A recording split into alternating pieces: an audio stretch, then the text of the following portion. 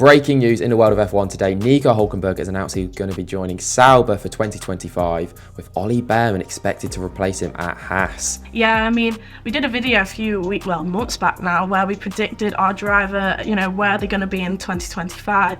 And I know for myself personally, I picked that at Haas would be Nico Hulkenberg and Ollie Behrman. Clearly got the wrong driver there. So yeah, I do think that it's just going to be a matter of time, that announcement for Ollie Behrman. I mean, Ferrari engine. There's always been a relationship with Ferrari and Haas, putting one of their academy drivers in their team. It makes sense.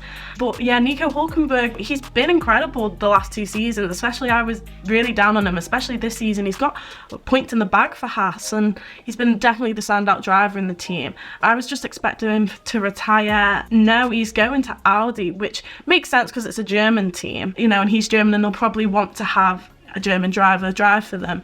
But yeah, I just don't think it would be such an ambitious team, because that's what Sauber's, it is only going to be Sauber for next season, but it's going to be turned into Audi.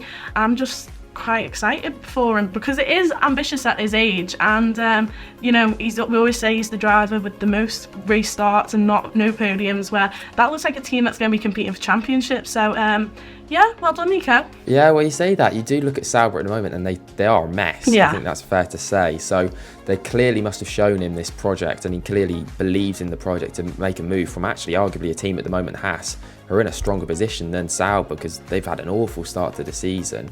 So he clearly has seen that Audi, they actually are committed. There were question marks before that Audi maybe weren't going to be as committed as maybe they should be. But clearly, if they're able to get Nico Hulkenberg coming in to decide, I think that's clearly a statement of ambition. But what does it mean for the likes of Bottas and Zhou? I mean, it hasn't been announced which one of them's going to leave. I'd say both look likely to leave if Audi have their say, because there's obviously rumours about Carlos Sainz, but also in the past couple of days, Gasly or Ocon have actually been touted as potential names to come in for the side. Do you think that's fair on Bottas or Zhou? Do you think that they had the chance to prove themselves? I don't think that car's been acceptable for an F1 team in the last 2 years, so it has been harsh on Zhou and Bottas, but at the same time, there's been no results from them either. Like, it's been hard to get a result in that car, but there has been next to none. This was probably, obviously in China, was the best weekend for them in a long time that I can remember, and that was just due to them not even getting points in a sprint race. They were 9th and 10th, but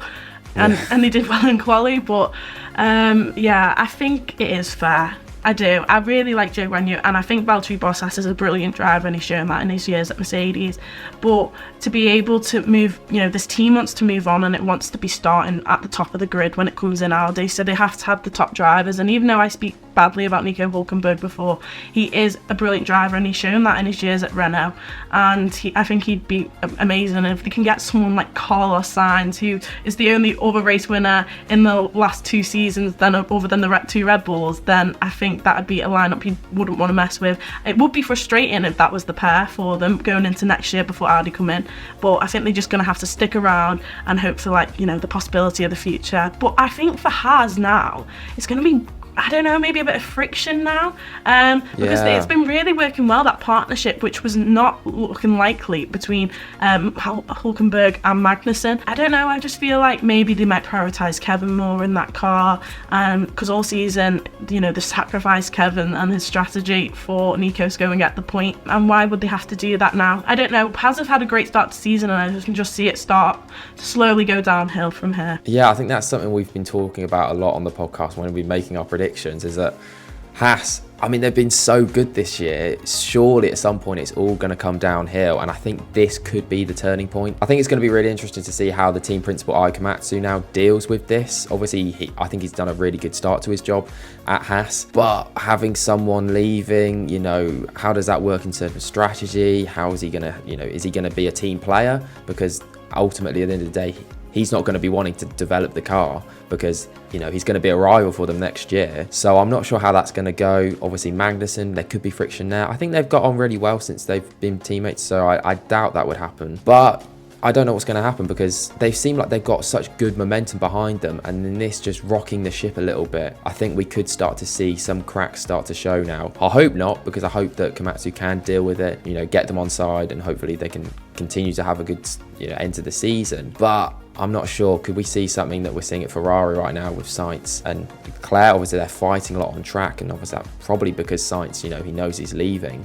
Could we see more of that at Haas? We obviously saw Magnussen was a real team player for Hulkenberg, I think in Saudi Arabia, basically sacrificed his entire race for Hulkenberg. Is he going to be as willing to do that now? Because, what's the point of that? Because he knows Hulkenberg's not going to be there. Why would you help out someone who's basically just going to be a rival next year? Yeah, I doubt it. I mean, Nico Hulkenberg's quite a selfish driver anyways. So yeah, I can definitely see has really fallen apart, and it's been such a great start. But saying that, we thought it was going to be a mess of that team when they came together anyway, so they could finish it on a high, knowing that it's their last season together, and it definitely, I think, should raise questions about Magnussen's future. Are they going to stick with him now? Because, Nico's been the clear better driver. Why would they settle for a second driver, which Magnussen has been this last season, when they could potentially go out and get someone else, even a Perez or something like that, because if he was going to come from the Red Bull team, a driver like that, they've clearly liked experience this last 2 seasons, and it's worked for them, especially after having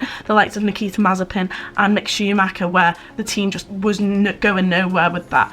But saying that, Ollie Berman could be the driver to come in and take, I think more than likely will come in to take Nico Hulkenberg's place, but I do think he's a slightly different driver, a slightly more confident. Even though Mick Schumacher was, you say that, an F2 champion at the time, I do think Ollie Berman's future in F1 is bright. I think there was too much expectation on Mick Schumacher, unfortunately, and was not unable to, excel. But I think Ollie Berman is definitely exciting, but it should raise questions around Magnussen's, seat for next year, Tim. I think it's, from this, I'd actually say it makes Magnussen more likely to stay now at Haas.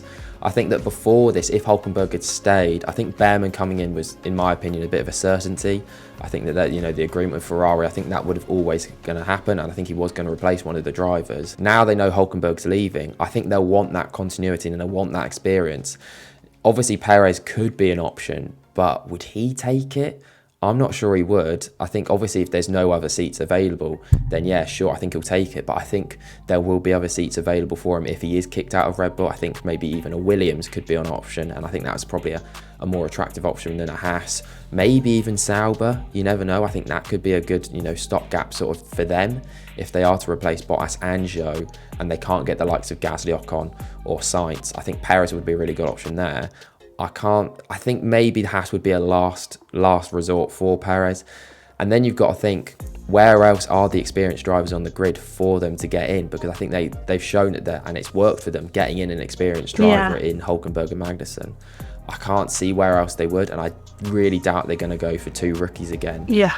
Maybe Lawson. I know he's not a rookie. Maybe if they could get him on loan, if, Perez does stay at Red Bull and Tsunoda and Ricciardo continue to, perform, maybe they could get Lawson in as well to replace Magnussen. But I would say now, I think Magnussen's more likely to stay. You could see even Valtteri Bottas when we spoke about that. True, actually, I forgot about him. Yeah, he's an experienced driver, but he'd be able to, he's done his job at Mercedes, been able to get race wins, and I think he'd be perfect at Haas. But would he just want to be done now? Why would he go and settle for another team that's not even in the midfield? Well, Haas are most likely to be in the midfield at the minute, so, maybe if Haas keep going the way they are, which is like that, rather than we think they could go like that, it could be more of an attractive team to some drivers who, are experienced, don't have a team for next season, and which have not looked like that sort of option for a long time. So yeah, but Kevin Magnussen does know that team in and out. I do think they could be quite silly to get rid of him,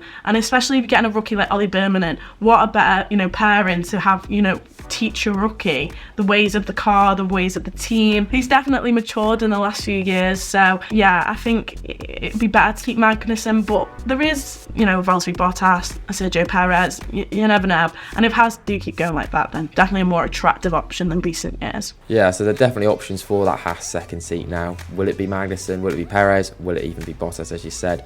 Let us know your thoughts in the comments down below. We'll see you all in the next one. Thank you guys for watching. Thank you for joining me, Amy. And yeah, we'll see you next time. Goodbye. Bye.